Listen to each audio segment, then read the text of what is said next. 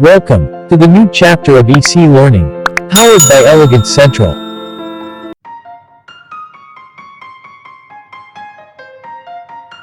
Once upon a time, there lived two ants. They were good friends. One ant was big, the other was small. Ben was big, Sen was small. One day, they went to a park. There was a seesaw. They liked it very much. Ben and Sen sat on the seesaw. Suddenly, what happened? Ben fell on the ground. Sen went up.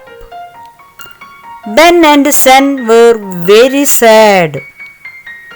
On that time, a dewdrop came near to Sen. The dewdrop said that it would help Sen.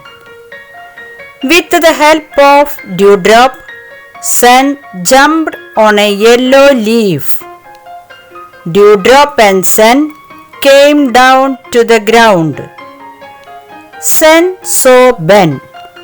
They were very happy.